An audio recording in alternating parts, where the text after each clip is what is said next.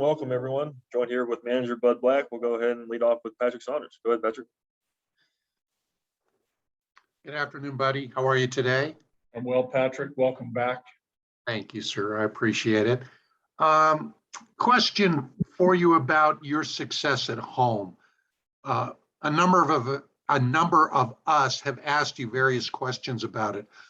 I'm wondering if there's an ingredient in your mind that perhaps we haven't asked or we haven't talked about that it's contributed to such a good home record, and maybe something that you think, wow, this is part of our success at Coors.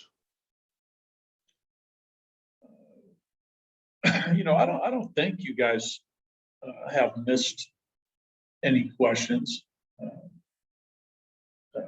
You've asked a number of them, obviously different ways that the questions have been asked about why this success happens at home.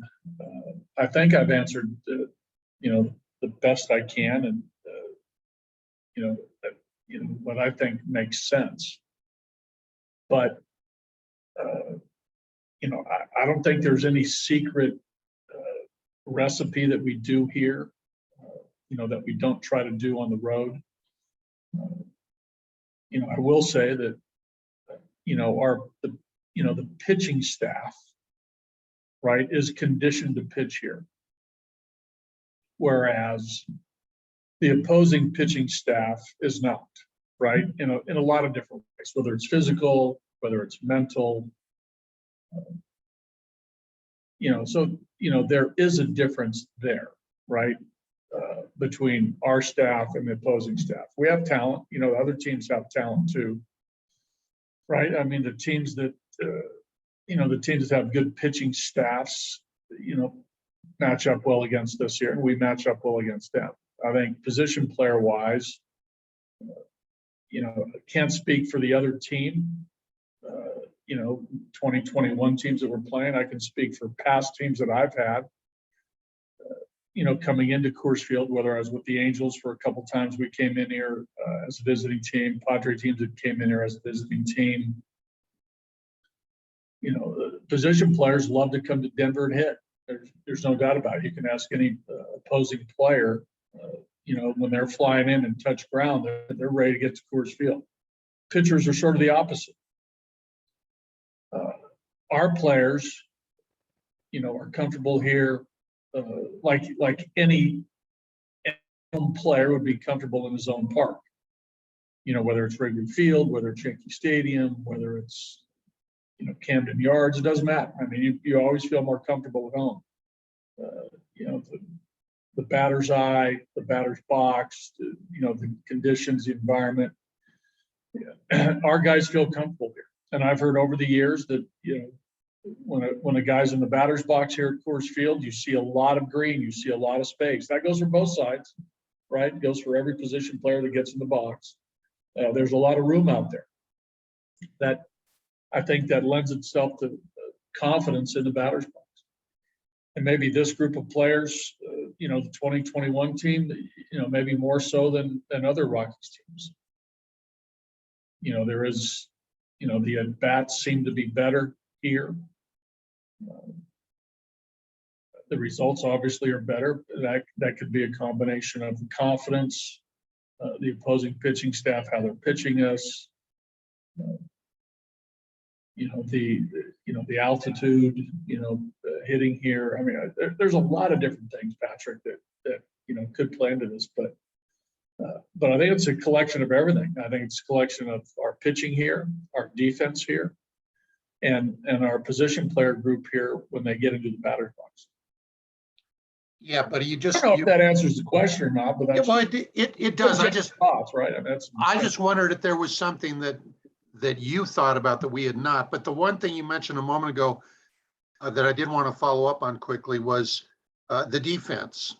And in wake of what Brandon did last night, but overall in this big park, this big outfield, have you been pleased with your overall defensive play at home? Overall, yeah. Overall, yes. I mean, there's been some games that have hurt us. and conversely, there's been some games that we've won because of the other team's defense, right? I mean, that's part of it too. I mean, we've been the beneficiary of some, maybe some shaky defense from our opponents over the course of this year. And I think Rocky teams from the inception of Mile High and Coors Field, the front office, coaching staff at the big league level realized the importance of defense in this ballpark because of the spaciousness, because of the downfall of giving extra outs to an offense in this environment. The ability to cover ground here to get outs. I mean, a successful, potentially winning game. I mean, you've got to play defense in this park. And so, I mean, can you have 9 Gold Glovers and 9 Silver Sluggers? Probably not. I mean, it's hard, right? That's hard to have anywhere. But, as many of those guys as you can get, it's great. But right now we have some very good defenders. We feel we have some good offensive players. We got a blend of a little bit of both. But we're going to try to get better. We're going to try to improve on that the next 6 weweeks, and we'll see what happens this off season as far as our roster going into next year. But got to play defense. I mean, the old adage, you can't afford to give teams extra outs, and I think that is really emphatically emphasized here. Great. Thank you, buddy. Yep. We'll go to Thomas Hardy next. Go ahead, Thomas. Yeah, buddy. I was going to ask kind of the same question Patrick did, but wanted to, if you could kind of take a moment and look at your defense, what positions have gotten better over the course from April to now? What areas have you found you guys have made strides defensively? I think CJ Cron has improved over the first half of the year, or even the first 6 weeks. I think his defensive metrics are probably better. I haven't looked, but just to my critical eye and our coaches' scouting eye and their critical eye, he's played much better defense. He's made more plays. He's saved other infielders with scooping balls out of the dirt. More sure-handedness on grounders. So I think CJ's improved. I think Trevor and Mac have been steady wherever Mac has played, either third or second. I think Mac's had a really good year defensively, and I think that's been borne out in his stats, his defensive stats. Josh Fuentes, when he was here, played great defense both at first and at third. Hilliard, when he's been here, Hampson, Daza, I think in center field, it's been solid and probably a little bit above average, I think, as far on a scouting scale. I think our catching has improved too. I think our tandem of Dom and Elias, their defensive work has improved. I think Elias's arm, his arm strength has shown up. Ability to block balls on both those guys have kept runners from advancing. So I think that has been pretty good. Maybe not a lot of improvement because it was pretty good to start with. They've been fine. I think Chuck has remained pretty constant all year in left. I think Tapia maybe incrementally better. We've said that over the last couple of years. I think Tap has incrementally gotten better each year, and I think that is probably the case as the months have gone by in 2021. Connor Joe's been fine. There's been a couple hiccups, but overall he's been fine. And in the starts that he's made in the outfield, Rogers, I think is, I'd like to think that he'll continue to improve. Over the last 6 weeks of the season, I think he's been fine. I think he's been on a scouting scale, solid average at second base, and it's short. So I think overall it's been a pretty good group defensively. Okay, and just to follow up on that, I've got something after this.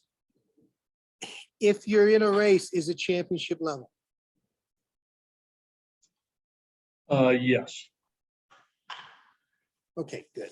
All right. Hey, Connor Joe, just talked to him quite a bit yesterday about his hitting and the way he analyzes things, the way he delves into some of the new metrics, but is able to process the information. How impressive has that been? I mean, he's come mature. Obviously, he's a little bit advanced age for technically a rookie, but it seems that the ability to learn and take information to the plate has been, I would say, exceptional given his big league experience.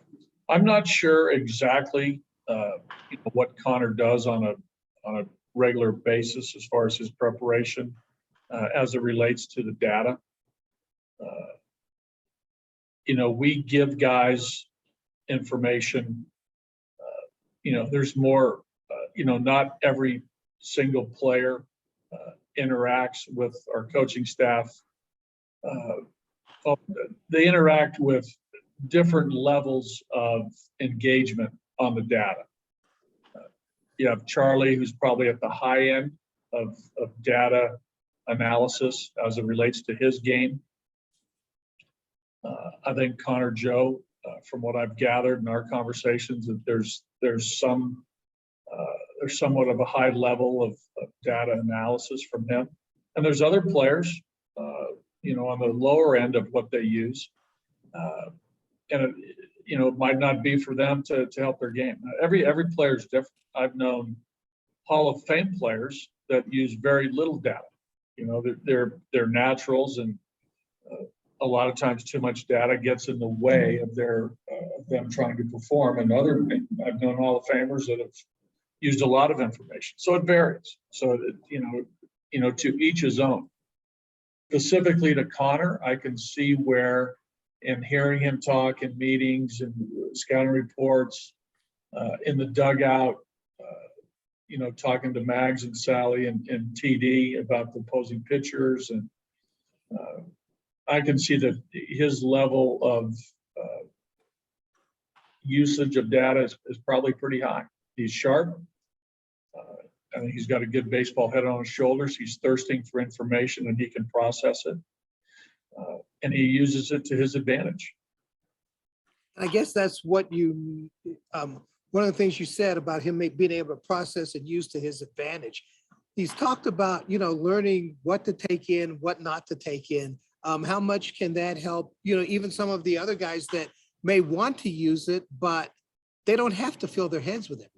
Well, yeah, I mean, that's just us getting to know the player. I mean, there's, throughout the game, there's a lot of players that, want as much information as they can, or they think they do, and they don't know how to process it. They don't know how to filter it. They try to use it all, and it becomes very confusing to the player. So I think the player has to find what works for him as far as the volume of information, what type of information to use, what not to use. What's good for Charlie Blackmon might not be good for Connor Joe. What's good for Ryan McMahon might not be good for Garrett Hampson. So, that's where I think we come in as coaches. That's where the filtering process for players, occurs over time. Because I've seen players come up to the big leagues, and you have all this information at their disposal, and they try to take it all in, and it does nothing for them. So you really have to find your way. And it's usually, a practice in patience and going through all the information over time to see what works for you and what doesn't. And that takes time. That takes time. I'm sorry. Sometimes it takes years. Yeah. Find out what you need and what you don't need as far as the data. Last one from me on Connor. Why is it that he has been able to control the chase rate, where that's a hard thing to do, home road, everywhere else? It just seems like he's been pretty steady at controlling that. Well, I think that's in his nature. I think that probably goes back to, an amateur Connor Joe, whether it's, as far back as Little League, as far back as any youth baseball in his early teens, far back to Poway High School to USD. It's probably in his DNA that he's been able to control the strike zone. And it's probably, part of, what has made him a successful player through amateur baseball, through the minor leagues, and now ultimately getting an opportunity to get big league at bats. His ability to recognize strikes, his ability to take balls out of the strike zone. So, good for him. That's who he is as a player. But that isn't learned overnight. That's a lot of that is who you are as a hitter. Thanks, buddy. Yep. We'll try to go quickly through our last few hands here. We'll go Mark Stout, Owen Perkins, and finish up with Drew Creasy. Go ahead, Mark. All right, hey buddy, this is kind of a hindsight question, but on Chacin, when you guys signed him right before the season started, did you think he'd be in the role that he is now then? I know that's strange. And just Yeah. if you can give me the genesis of putting him on the roster back then again. Thanks. Well, at that time, we felt as though we needed, a long man, potentially a spot starter. His spring training with the Yankees set him up for that role. We were made aware that he was going to, probably not going to make that team. And there were a number of pitchers that our scouts identified as possible fits with us to fulfill that role of a long man spot starter based on what they did in spring training and what they've done in their career. And I think with Jhoulys, it was a fit for us because, he had pitched here in Colorado. A lot of our people knew him as a pitcher, as a player, as a teammate, as a guy, as a veteran presence. It all made sense. I did not know what, how this career was going to unfold. That's why we play, right? But I think from the get-go, he showed, the ability to adapt to whatever role that we put him in, whether it was, whether we needed length. I think there was a spot start in there. There was a piggyback in there. And then through performance and, what he did during the course of the year and how other guys were performing, it made sense as the season went on, and especially the last couple of months, to insert him in a late inning role where he is now. And other guys have taken on that long man role, Chichi at times, Goudeau at times. So, we felt he best suits our team now, present, and what you've seen the last month or so as a guy that we can go to late in the game and be dependable to hold a lead or keep the game close in 1 or 2 inning spurts.